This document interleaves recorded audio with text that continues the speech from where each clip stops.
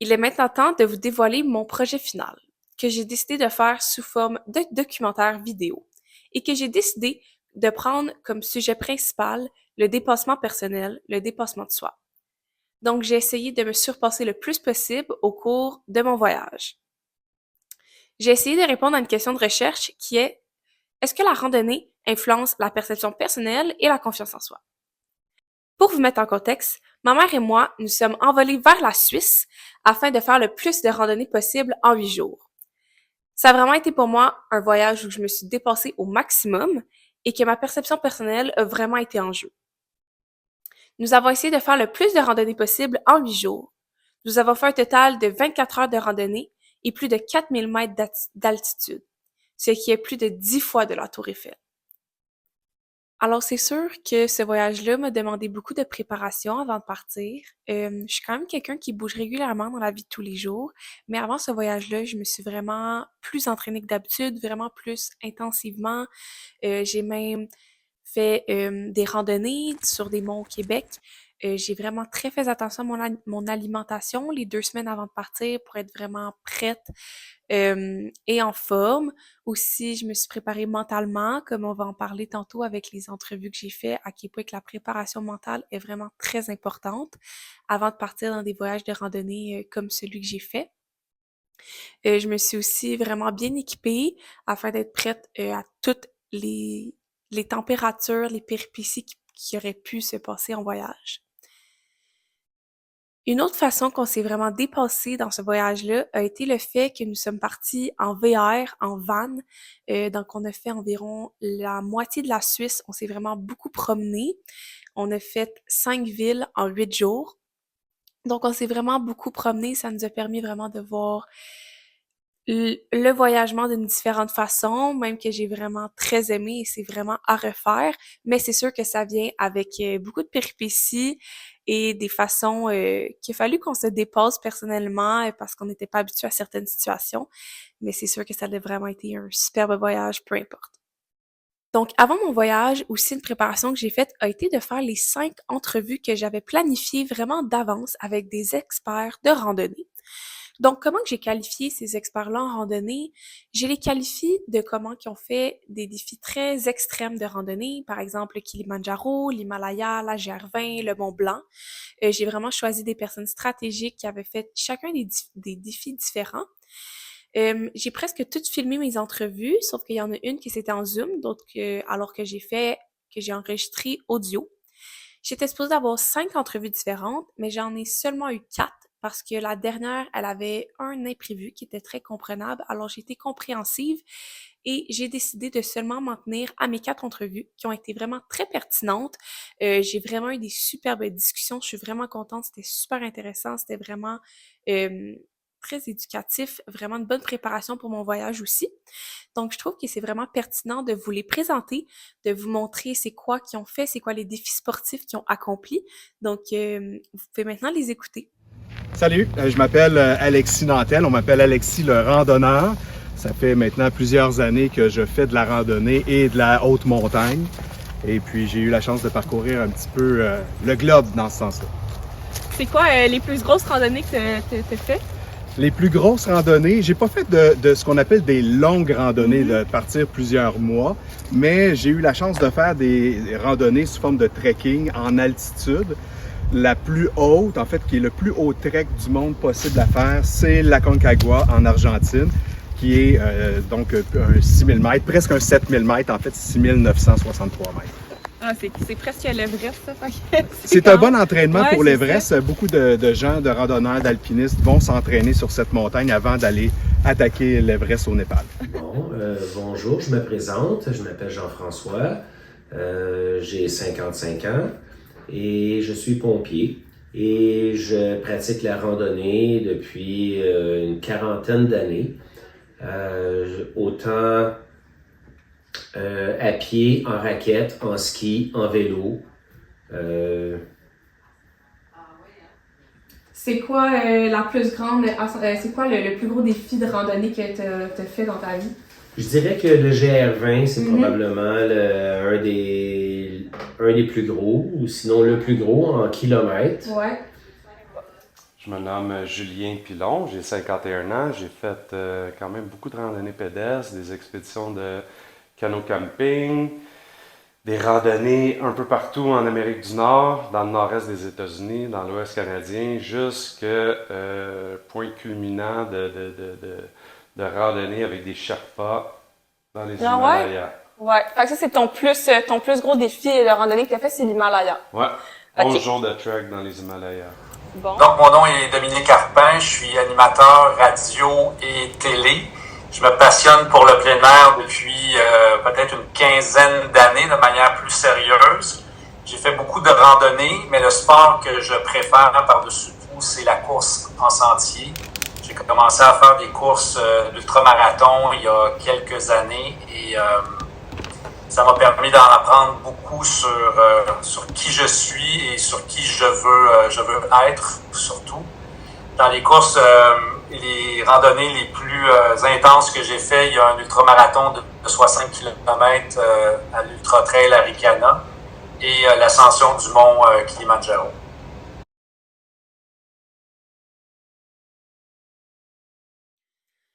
Donc, comment que je pourrais résumer ma première journée de randonnée en Suisse? En fait, je la résumerais avec de l'émerveillement. J'étais tellement émerveillée par les glaciers. C'était la première fois que je voyais ça. Donc, notre première randonnée, pour moi, elle a vraiment été, j'étais vraiment dans la reconnaissance. J'étais fière de moi. J'étais vraiment contente d'être en Suisse avec ma mère pour faire ce voyage-là. Donc, j'étais vraiment motivée à cette première randonnée-là. Donc, je trouve que ça serait vraiment important de venir faire un parallèle avec les discussions que j'ai eues en entrevue, où qu'on a parlé de la préparation mentale. Donc, lors de ma première randonnée, j'ai vraiment vu que ma préparation mentale que j'ai fait avant mon voyage était vraiment pertinente. Donc, lors de ma première randonnée, j'ai vraiment compris que c'était pertinent d'avoir une certaine préparation mentale. Et aussi, les entrevues que j'ai eues avec les experts où ils donnent des conseils pour les débutants, comme moi, dans le fond, les débutants de voyage extrême, de randonnée, ou des conseils qu'ils ont donnés que j'ai vraiment compris et appliqués lors de ma première randonnée.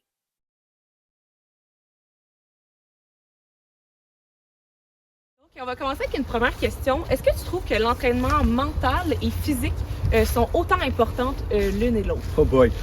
Oui, absolument. Puis souvent, même, c'est le mental qui va faire une différence en bout de ligne. Quand on fait des hauts sommets, entre autres, c'est des journées des fois de 16h, 18h. C'est vraiment le mental qui vient faire toute la différence parce que le corps est toujours plein de ressources, en tout cas plus de ressources que ce que l'on croit au départ. L'entraînement, bien évidemment, on le fait, hein, on connaît tous et chacun un plan d'entraînement, on va au gym. Pour faire de la montagne, on fait de la montagne, mais il n'y a pas beaucoup d'entraînement répandu pour le mental. Ouais. Fait que ça se travaille aussi avec le temps, puis avec au fil des expéditions, des treks, des randonnées. Mais absolument, c'est tout à fait important, sinon plus.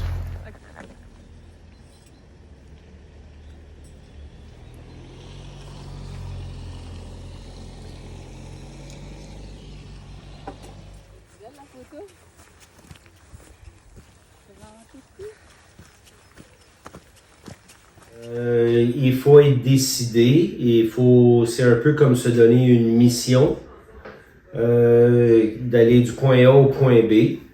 Mais la préparation physique est quand même importante. Elle te permet d'avoir la capacité mentale de dire je suis capable de le faire. Mais pour citer un de mes cousins avec qui j'ai fait beaucoup de randonnées, il m'a toujours dit 20% dans les cuisses, 80% dans la tête. C'est bon ça. Ben, ça prouve vraiment que le mental, c'est vraiment important. Là, avoir une randonnée autant pendant qu'après.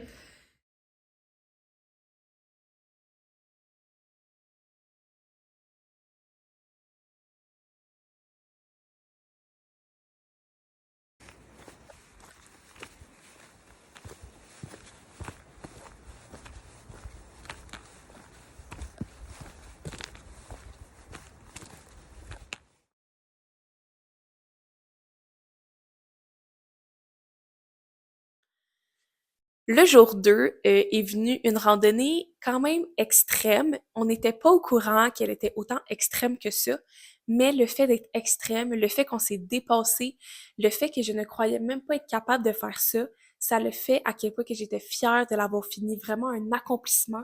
J'étais vraiment confiante, ma perception personnelle était vraiment haute à ce moment-là quand j'ai fini cette randonnée-là. Ma mère m'a vraiment poussée à le faire, ça je suis vraiment contente. Dans le fond, c'est un défi qui était vraiment en altitude, qui était quand même presque dangereux.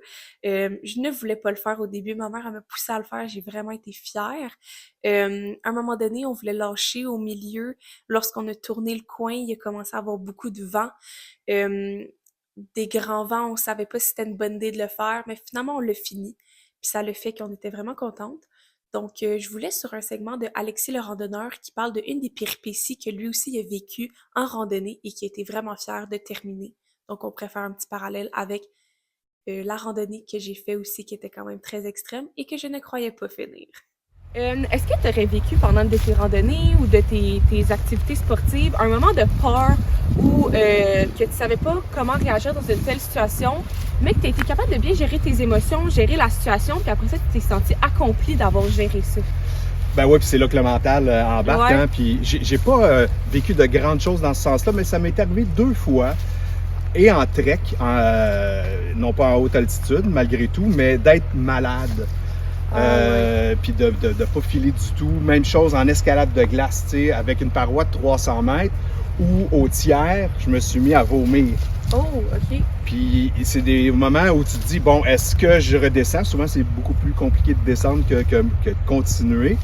Fait que là, tu te parles beaucoup à toi-même, puis tu te dis, bon, ben, regarde, j'ai encore plein de ressources, je vais respirer. Oui, je suis peut-être malade, mais je vais contrôler ça au maximum. Je vais faire ce que moi, je peux faire dans ce cas-là, parce qu'il y a des choses parfois qu'on ne contrôle pas, mais je vais tout faire ce que je peux sur les choses que je contrôle.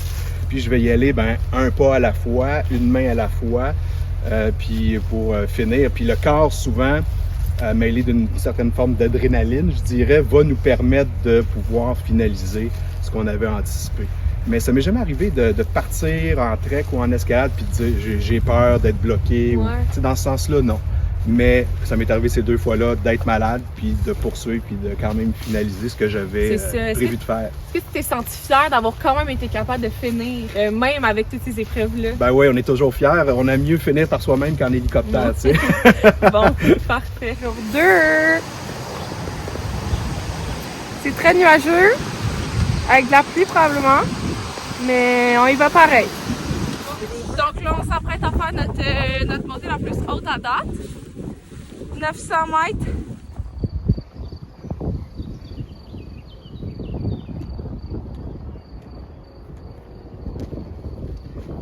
Péripétie.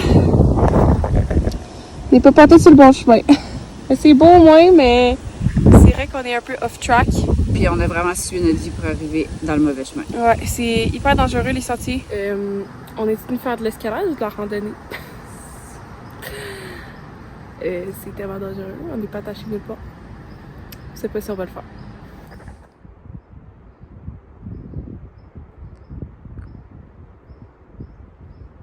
Et maintenant vient le jour 3. Le jour 3 de randonnée, ça fait déjà 4 jours qu'on est en Suisse, où il y a eu vraiment des mauvais temps, de A à Z. Dans le fond, on n'a presque jamais eu de soleil. Il faisait très gris, des gros nuages, de la pluie. Donc, on était rendu au jour 4. Je trouvais ça un petit peu démotivant. J'avais hâte qu'il y ait du soleil. Je trouvais vraiment que j'étais dans un creux d'émotions. J'avais hâte qu'il y ait du soleil. Mon moral était un petit peu à bas. Ça me tentait pas de me lever ce matin-là. Je trouvais ça difficile.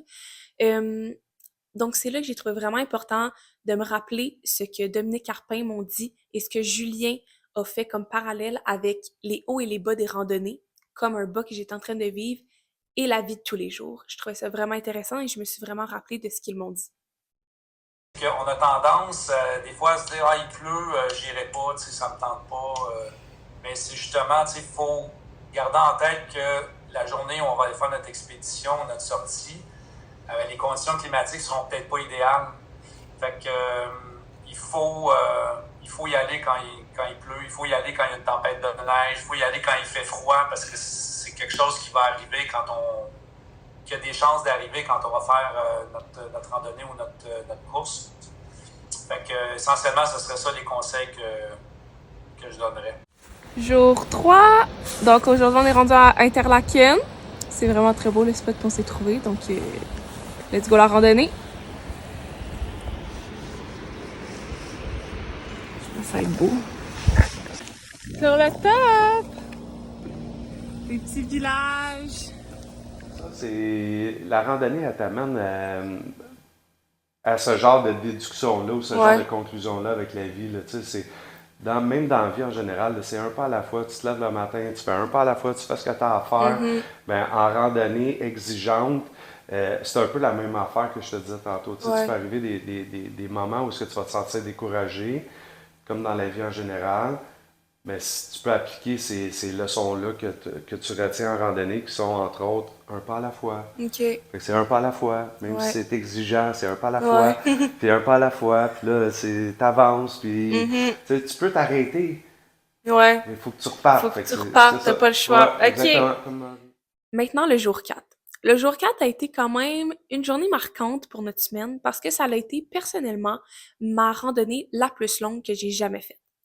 On a fait 23 km de marche, ce qui est plus de demi-marathon. On l'a fait en 6 heures. Donc, c'est vraiment beaucoup de marche dans une journée, vraiment un pas à l'avant. Ce qui m'a vraiment fait travailler ma patience, c'était la première fois que je faisais quelque chose de autant long. Comparé à ma mère, par exemple, qu'elle a fait beaucoup de demi-marathons, elle fait des marathons, donc elle était habituée de faire des longues distances. Mais moi, pour moi, je me suis vraiment dépassée sur ce point-là parce que c'était la première fois que je faisais quelque chose de aussi extrême. Dans le fond,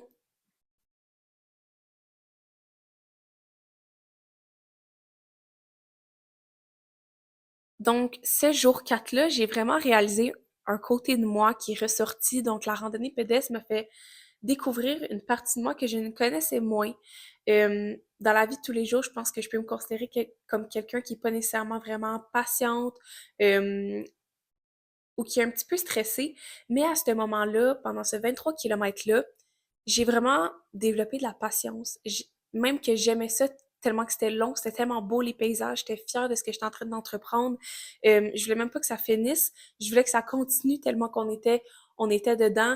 Puis j'étais vraiment, à la fin de la journée, j'ai fait « wow, j'ai vraiment été patiente aujourd'hui de tenir autant longtemps, de faire autant de pas un devant l'autre. » Fait que c'est vraiment la randonnée m'a vraiment fait découvrir un point de moi que je ne connaissais pas, comme par exemple Jean-François, que j'ai fait l'entrevue avec lui, que lui aussi a découvert de la patience lorsqu'il a monté des sommets, et aussi Alexis le randonneur qui a découvert des parties de ses valeurs, de son comportement qu'il ne connaissait pas avant la randonnée. Quelle est la chose la plus inattendue ou surprenante que tu as appris sur toi-même pendant des randonnées que tu as accomplies? J'ai appris que je pouvais être patient. OK. Parce que, disons, on parle de randonnée, donc, tu sais, la vitesse, elle est plutôt lente, tu sais, on marche, ou on est en raquette, ou en ski de fond, on avance pas vite, puis les kilomètres, on les avale tranquillement, puis on a le temps de réfléchir, puis on a le temps de voir le même arbre, ou le même paysage pendant longtemps. Ouais. Puis là, fait que là, toi, t'as compris que t'étais plus patient que tu le pensais. Ouais. Ouais. Fait que est-ce que t'es capable de dire que quand t'es en train de faire de la randonnée, t'es comme un peu une meilleure version de toi-même? Ça t'a apporté à être comme quelqu'un de différent un peu? D'une certaine façon, je dirais oui, dans le sens que, tu sais, dans la vie de tous les jours, on est tout, tu sais, tout va très vite. Puis en randonnée, c'est comme si j'étais en méditation. OK. Ah. C'est comme si c'est une méditation qui se passe sur une journée, sur plusieurs jours, mais c'est ça, ouais. OK. Puis est-ce qu'à un moment donné, t'as une péripétie de voyage qui t'est arrivée, que là, t'as réalisé, t'as eu une réaction que tu t'en attendais pas, ou t'as comme réagi d'une façon, t'as été capable de le surmonter, puis t'étais fière de toi? Ben, il y a des fois, j'aime camper l'hiver, donc il y a des fois où j'ai eu très froid, je me suis fait voler ma bouffe par un renard. Donc, il a fallu que je compose avec ça. Puis une fois, pour me répéter, là, mais que t'as fait ton aventure, puis t'as sorti de ta zone d'inconfort, puis t'es revenu dans ta zone de confort, oui, t'es fier d'avoir traversé l'épreuve, entre guillemets. Puis ça fait des anecdotes à raconter quand un renard t'a volé ta bouffe. Ouais. Puis là, t'as été capable de bien t'en sortir peu importe. Quand même. Ok, bon, parfait. Est-ce que tu as une petite anecdote du Kilimandjaro que tu t'en rappellerais, là, que ça a été tough, là, puis comme il y a eu des bas, mettons un bas que tu t'en rappelles, là, que après ça, quand c'était mieux, c'était comme 4 fois mieux parce qu'à cause de ce que tu venais de vivre? Là. Ouais. C'est, je te parlais tantôt des crises d'anxiété. La première journée sur le Kilimandjaro, ça allait super bien, c'est en pleine forme. Je pétais le feu, là, tu sais, puis là, la respiration commençait à être plus difficile parce qu'on était rendu autour de 2500 mètres, fait que là, on commençait à sentir l'effet de l'altitude. Mais vraiment, là, j'étais top. Ça allait vraiment bien. Puis là, j'ai découvert le refuge dans lequel on allait dormir et ça m'a fait paniquer parce que c'est comme une espèce de bunker en ciment avec pas de fenêtre. C'était une petite pièce super lugubre avec une ampoule qui pendait du plafond. Là, on était 12 à coucher dans cette pièce-là qui était, je te jure, c'était pas plus grand que mon bureau ici. Okay. On était dans des lits superposés. Il faisait froid, c'était humide, il y avait de la poussière. Puis là, je me suis senti vraiment pas bien. Parce que je me sentais captif. Puis ça, pour moi, c'est un de mes déclencheurs d'anxiété. Tu sais. Fait que j'ai vraiment fait une attaque de panique dans mon sleeping bag pendant la première nuit sur le Kilimandjaro. Puis là, ben, ça a fait en sorte que là, je me disais, là, il faut que je dorme parce que demain, on a une autre grosse journée. Si je dors pas bien cette nuit, ben, je compromets ma randonnée. Puis je vais être obligé de revenir, puis tu sais, là, dans ma tête, là, c'était comme, ça va être un échec, t'es donc ben nul, qu'est-ce que tu fais ici, t'es pas à ta place, et tout ça. Fait que là, ça a été vraiment une nuit de marde, là, je vais le dire comme ça. Le lendemain matin, j'ai peut-être dormi 1 heure en tout pendant la nuit. Je suis parti, j'étais misérable, je me traînais, puis j'avais l'impression que je me rendrais jamais au deuxième refuge. Puis là, à un moment donné, je sais pas, on est sorti de la jungle. Là, on était dans une plaine. Là, on voyait le Kilimandjaro au loin, gros soleil, ciel bleu. Et là, c'était comme si tout ça, c'était oublié. Le nuage noir est parti.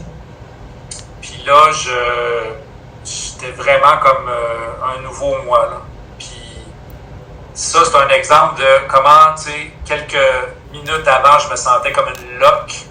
Puis là, tout à coup, énergisé par le soleil, énergisé aussi par la vue du Kilimandjaro. Fait que là, on sortait de la forêt. Puis, c'est comme des vagues. Tu sais, après ça, il y en a eu d'autres moments difficiles là, pendant l'ascension, mais quand tu t'accroches à l'idée que, OK, là, t'es dans un creux de vague, ça va remonter éventuellement. Fais juste comme endurer ça. Accroche-toi à l'idée qu'il y a du beau qui s'en vient. Puis ça, mais ça prend du temps avant que tu sais, quand on parlait de l'entraînement mental tantôt, c'est exactement ça que je voulais dire. Lorsque tu as commencé à faire de la randonnée, est-ce qu'il y a des choses que tu as apprises sur toi-même qui étaient vraiment inattendues ou que tu t'attendais pas de découvrir de toi-même? Ça peut avoir rapport avec la perception personnelle ou ta confiance en soi? Ben, c'est vraiment en lien avec ma première randonnée au Kilimandjaro, où quand tu es en altitude, tu marches très lentement. Hein? C'est vraiment un pas à la fois. Tu as de la difficulté à respirer. Et puis là, tout se recentre vers toi-même. Puis ça, ce que ça veut dire, c'est que tu te crées une bulle, en fait. Tu es avec un paquet de gens, mais tu es seul, en quelque sorte, quand même. Mm-hmm. Puis là, ça m'a fait réfléchir sur ma vie, sur mon quotidien, sur tout ce que je pouvais faire. Comme je t'ai dit, j'étais un gars qui était quand même stressé. Puis là, ben, je me suis rendu compte à ce moment-là que tout pouvait s'arrêter si je le voulais. Puis c'est un peu ce qui a influencé le reste de ma vie ensuite, puis dans la façon de le gérer aussi. Mais vraiment, ça a travaillé tout ce que j'avais à l'intérieur de la boîte ici, là, pour arriver à dire ben, comment je gère telle ou telle situation avec beaucoup plus de calme. Puis ça m'a étonné de moi-même parce que j'étais vraiment pas ce type de gars-là auparavant. J'étais un gars qui était toujours beaucoup dans la performance, qui regardait en avant, qui se posait jamais de questions, qui prenait jamais le temps de faire des bilans. Puis ça, ben complètement, ça revirait bon, ça me revirait moi complètement. Ouais. Tu sais, ouais. Ah, bon, ben c'est intéressant. On est jour 4 aujourd'hui, donc on a fait plus que la moitié. Aujourd'hui, on va faire notre plus longue rando, donc c'est comme 4h30, 5h. Ça va longer un lac, on y va en train. Fait que, on va voir. Next stop, Vegasville. Kushinabe.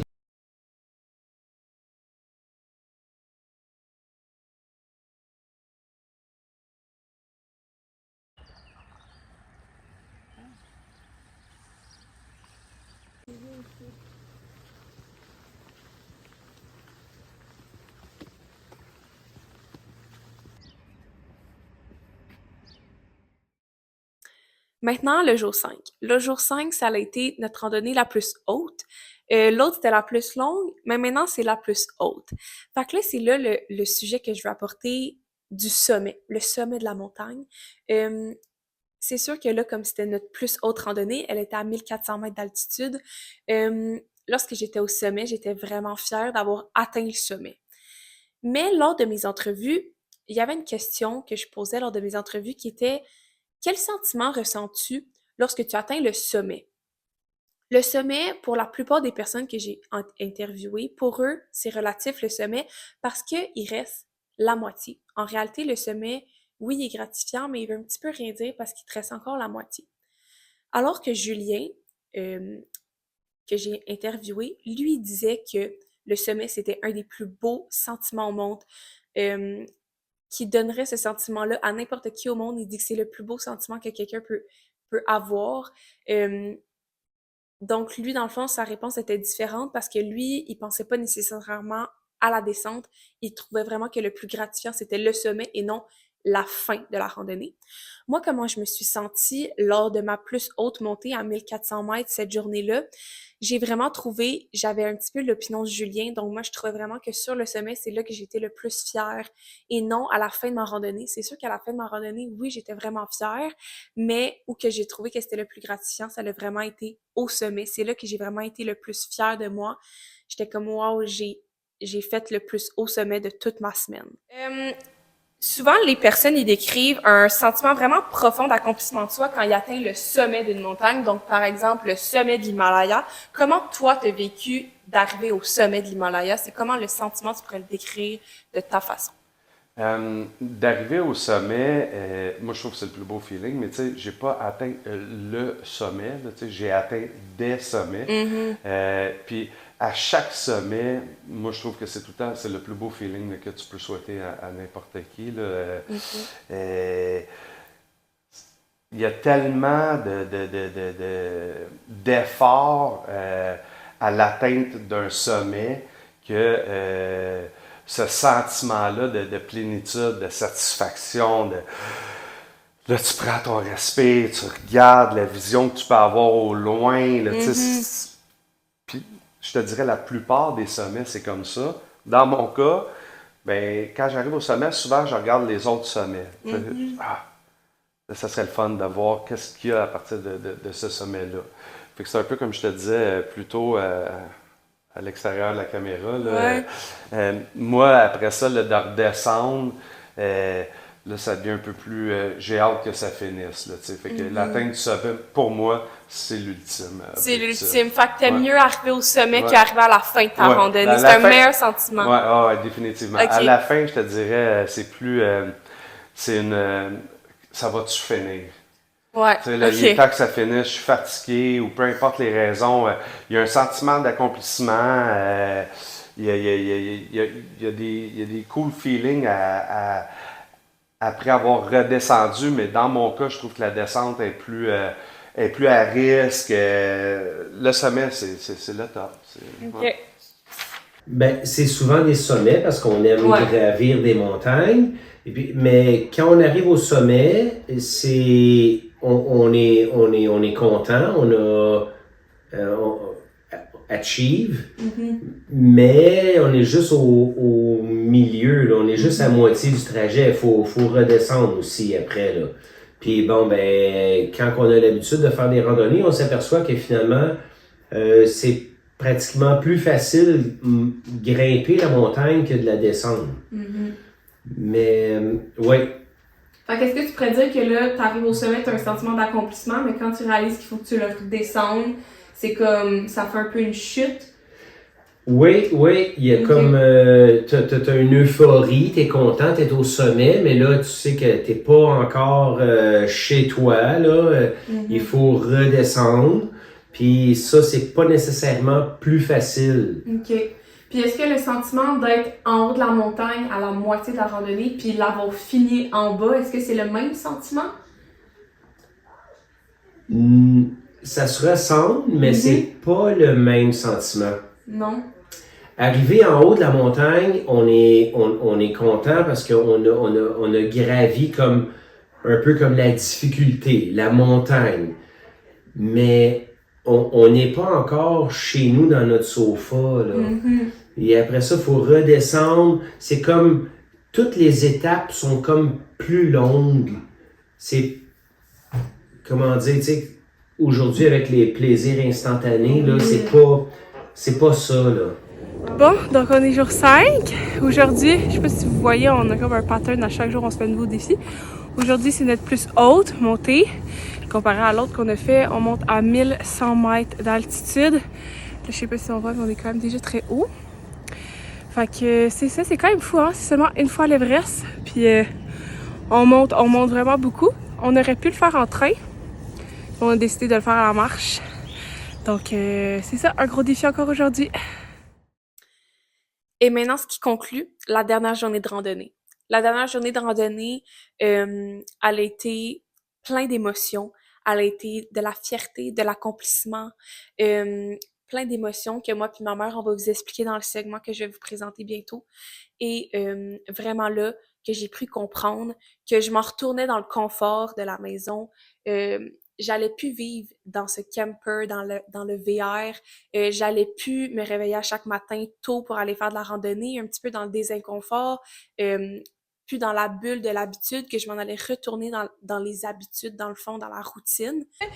Comment tu décrirais que ta croissance personnelle, elle a évolué depuis tes débuts puis maintenant? Je te dirais, j'irais jusqu'à dire que je suis plus la même personne. Ça m'a complètement transformé. Autant ma façon de voir la vie que ma santé physique, que ma santé mentale, ça a été une transformation radicale. C'est quelqu'un qui m'a connu, disons, avant ma quarantaine, puis qui m'aurait pas revu jusqu'à aujourd'hui, me reconnaîtrait pas. Il comprendrait pas comment je suis aujourd'hui, tu sais. Okay. J'ai vraiment beaucoup changé. J'ai changé ma façon de voir la vie. Ça m'a appris plein de choses sur moi, tu sais. On dirait que c'est comme si le plein air, ça a été ma séance de thérapie là, chez le psy que j'ai jamais vu. Là, tu sais, ça m'a appris des choses sur moi en côtoyant. En côtoyant, tu sais, c'est ça la beauté de la randonnée et de la course, c'est que t'es vraiment longtemps avec toi, tout seul. Puis ça, quand tu y penses, là, dans une vie courante, ça arrive pas souvent qu'on a ce luxe-là d'être tout seul, tu sais, puis de réfléchir à qui on est, puis qu'est-ce qu'on a envie de faire, puis quand tu te lances dans ces défis-là, ben, t'en apprends beaucoup sur toi, sur tes limites, sur comment tu réagis quand tu sors de ta zone de confort, puis tout ça, tu ramènes ça tu grandis à travers ça, puis tu ramènes ça dans ta vie de tous les jours. Fait que c'est c'est ça, je te dirais en résumé, ça m'a transformé pour le mieux. Je pense que je suis, c'est un peu cliché à dire, mais une meilleure version de moi-même grâce au sport, à la randonnée, puis aux courses en sentier. Dernière randonnée, aujourd'hui il fait vraiment full beau, gros soleil, c'est une parfaite dernière journée. On fait un 11 ou 12 kilos, donc ça finit vraiment bien les vacances.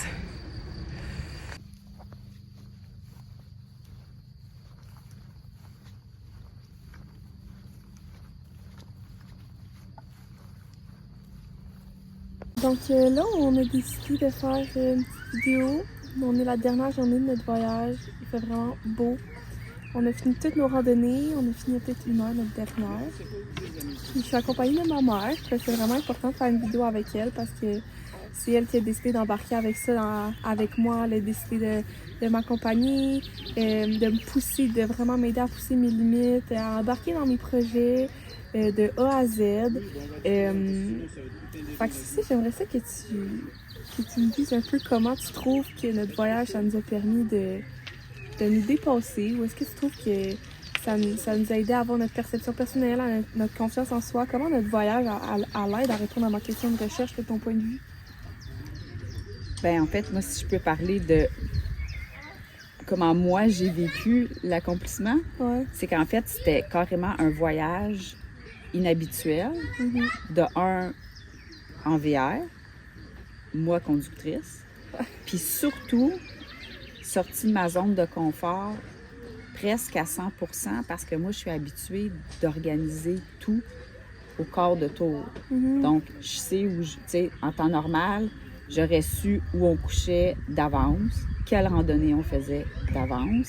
Mais là, compte tenu de notre destination qu'on avait choisie, après nos lectures, on avait compris qu'on était pour être poussé par la météo. Donc, ça faisait en sorte que moi, je devais lâcher prise sur l'organisation puis l'encadrement de ce voyage-là. Fait que moi, c'est vraiment à tous les jours, j'étais dans ma zone d'inconfort. Ouais, fait que tu t'es dépassé de ce côté-là, toi pour toi, puis t'es-tu fière d'avoir été capable de comme... On arrive à la fin de notre voyage, puis tu es comme, hey, je suis fière de ce qu'on a fait, puis... Oui, parce que je me suis rendu compte que dans les faits, quand on se laisse un peu aller à improviser, ben on peut faire des affaires qui sont bien le fun aussi. Je pense qu'on avait les bons outils. Il y a quand même une base. Donc, on savait qu'on avait un endroit pour coucher, Ouais, non, c'est dans ça. le pire des cas. On avait notre application AllTrail qui nous a Ouais, tellement elle nous a aidé. aidé pour la planification. Ouais, là. Vraiment, ça, c'est un must là, pour notre voyage. Là. Ouais, Fait que moi, je vraiment. me suis comme vraiment assise là-dessus, là, sur AllTrail, pour guider un peu nos, nos randos. Moi, je dirais que mon voyage où je me suis vraiment dépassée, c'était nos randonnées, vraiment. Moi, c'est la première fois que je faisais autant de sport collé. T'sais, on a vraiment fait 6 jours intensifs de randonnée, À 4 heures. distance. Hein. T'sais, 4 heures par jour. On a fait des 20 km, des 15 km. Puis tu sais, c'est vraiment sans pause. C'est vraiment chaque matin, on se réveille, puis c'est ça qu'on s'en va faire. Ouais. Puis c'est ça le but de notre journée. Puis moi, c'est vraiment là que je me suis dépassée. Puis, tu sais, on a vécu... Là, puis sur, On a sur le vécu rocher, là. On a vécu des péripéties, dont quand on était sur le cliff. Puis moi, je voulais pas y aller au début, je trouvais ça trop dangereux. Puis justement, quelque chose que ma mère m'a poussée à me dépasser, c'est que moi, je voulais pas y aller. Puis elle m'a dit, allez, Jade, vas-y, tu vas être fière de toi. Puis finalement, on est allé. Puis on l'a fini, ça a été tough. Il y avait du vent, on voulait faire demi-tour, on l'a fini. Puis j'étais vraiment fière de nous. Vraiment, j'étais comme... C'est clairement la vision de la perception personnelle après cette randonnée-là en particulier, de cette ascension-là. J'ai vraiment fait comme, OK, wow, je suis capable de faire ça, j'étais vraiment ça. Puis après ça, comme, plus qu'on avançait dans les jours, plus que c'était comme plus long, nos randonnées étaient plus longues, il y avait d'autres défis.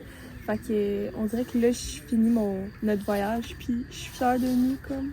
Moi Ouais, aussi, je suis fière de nous. ouais, vraiment. C'était, tu sais, c'est sûr que on est tellement dans un beau pays. Là, en plus, aujourd'hui, il fait beau. On a notre beau camping-car, mais on s'est donné, tu sais. Ben, moi, j'ai envie de dire que, justement, aujourd'hui, c'est la première journée qui fait beau. Moi aussi. Il y a plu à tous les jours. Il a fait froid. Deux Ouais. choses qu'on n'aime pas, toi puis moi, là. Ouais. Puis malgré ça, le matin, on se posait pas de questions. Il n'y a jamais été question de pas Non, aller de pas y aller. randonner, On y allait. même s'il faisait froid, même s'il était pour avoir de la pluie, même si c'était pour être ça pendant 20 km, on Ouais. le On faisait. le faisait pareil. Puis, en bout de ligne, oui, il y a plu. Ça n'a jamais été comme terrible non plus comme pluie. Fait qu'on on était déterminés à les accomplir, nos Ouais. parcours, puis on le fait. Tu sais, justement, c'est le côté de se dépasser, de... Tu sais, s'il est 7 heures le matin, tu vois qu'il pleut, il fait sombre dehors, t'as pas envie de sortir. Puis là, tu te dis, gars, je vais me dépasser, puis je vais sortir dehors, puis je vais y aller même à ça, tu sais. Puis une fois que t'es dehors, puis tu commences à marcher, t'es contente de le faire, tu sais, t'es contente de l'avoir fait, puis t'es contente de t'être levée ce matin-là, tu sais. Fait que merci. Merci de m'avoir accompagnée là-dedans. Merci de m'avoir ouvert la porte à ce défi-là. Ouais, c'était vraiment un pense défi qu'on- qu'on accomplit ensemble. Ouais, on va s'en rappeler toute notre vie, je pense bien. Oui. Bon, ben, en tout cas, c'est comme ça qu'on conclut le projet. Oui, terminé. Oui. On dit merci à Ouais, à notre van. notre van qui nous, Elle a a été été- en compagnie qui de nous A à a, Z. qui nous a aussi donné son lot de surprises. Hein? On a eu de la misère au début. On a Ouais. eu quelques péripéties, mais on a toujours réussi On a passé à travers. à trouver des solutions Ouais, dans le calme. On n'a pas pogné les nerfs, ouais, puis on faisait ce qu'on avait à faire. ouais. Bon, ben, bye!